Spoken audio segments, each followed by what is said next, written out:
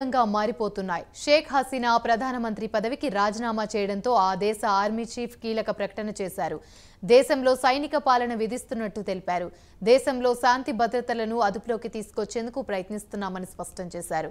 దేశంలోని అన్ని పార్టీలతో చర్చించి ఆందోళనలను అదుపులోకి తీసుకొస్తామని వివరించారు. భద్రత కోసం ప్రధానమంత్రి షేక్ హసీనా దేశం విడిచి వెళ్లిపోయారని, దేశంలో శాంతిని నెలకొల్పేందుకు సహకరించాలని కోరారు. ప్రజలు సంయమనం పాటించాలని విజ్ఞప్తి చేశారు.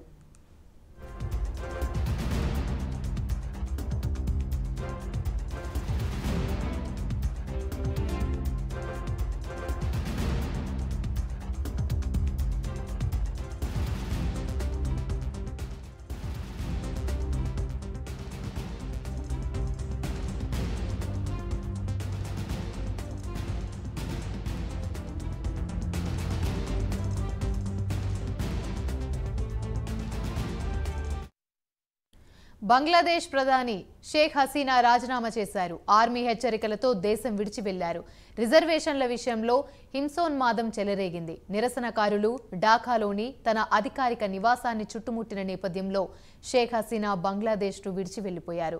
సైనిక హెలికాప్టర్లో తన అధికారిక నివాసం నుంచి బయలుదేరి భారతదేశంలోని త్రిపుర రాజధాని అగర్తలాకు చేరుకున్నారు.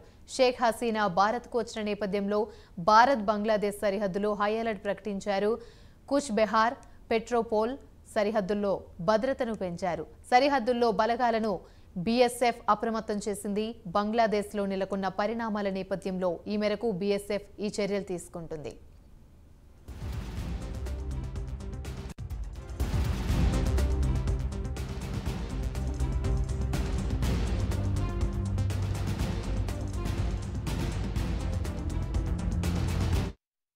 రైట్, ఇదే అంశానికి సంబంధించి మరిన్ని వివరాలు మా ఏపీ ఇన్పుట్ ఎడిటర్ టీవీ రావు మరిన్ని వివరాలు అందిస్తారు. టీవీ రావు, చెప్పండి. యామిని, బంగ్లాదేశ్లో మరోసారి ఆ దేశం సైనికుల గుప్పెట్లోకి వెళ్ళింది. మరి ఇప్పటి వరకు జరిగినటువంటి ఏదైతే రిజర్వేషన్ల గొడవ ఇది చినికి గాలివానలా మారింది. దాన్ని అదుపు చేయలేక అసమర్థతా పాలనను ప్రకటించుకున్న షేక్ హసీనా ఇందుకు తగిన మూల్యం కూడా చెల్లించుకోవాల్సి వచ్చింది. ప్రధానంగా ఇక్కడ ఆర్మీ కుటుంబాలకు 30% రిజర్వేషన్లు కల్పిస్తూ తీసుకున్న నిర్ణయం ఇది కాస్త ఆందోళనకు దారితీసింది.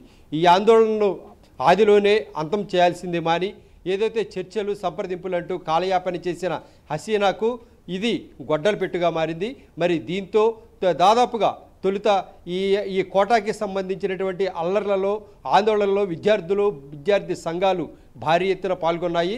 మరి వీరికి ప్రతిపక్షాల్లోని కొన్ని వర్గాలు కూడా మద్దతు ప్రకటించడంతో ఈ అల్లర్లు ఆకాశమే హద్దుగా కొనసాగినటువంటి పరిస్థితి. మరి దీంతో ఇక్కడ ఈ చివరకు హసీనా పదవికే గండం తెచ్చిపెట్టింది.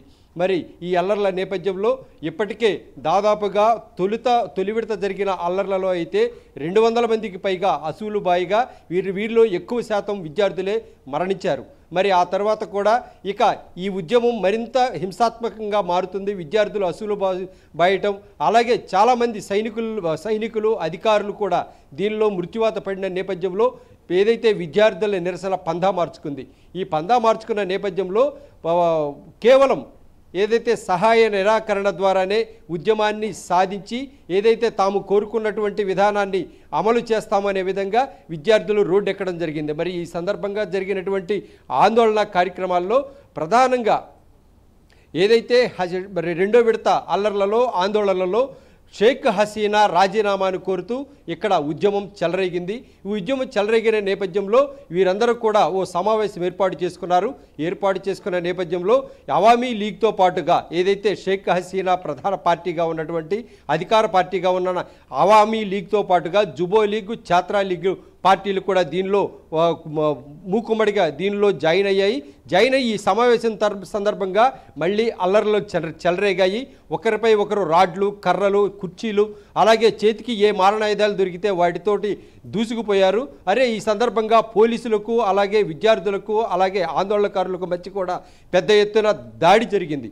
అయితే కాల్పులు కూడా చెలరేగాయి. అయితే ఇరు వర్గాల మధ్య మారణాయుధాలతో చేసుకున్న దాడిలో దాదాపుగా 98 మంది అసూలు బాశారు. మరి ఈ నేపథ్యంలో విద్యార్థులందరూ కూడా ఏదైతే నిరసనకారులు, ఏదైతే ఉద్యోగులు, అలాగే కొంతమంది సైనికులు కూడా దీనిలో పార్టిసిపేట్ చేశారు. ఈ ఉద్యమంలో అధికారులు, అలాగే ఇంకా సహాయక ఏదైతే మానవ హక్కు సంఘాలు వీరందరూ కూడా దీనిలో జాయిన్ అవ్వడం జరిగింది.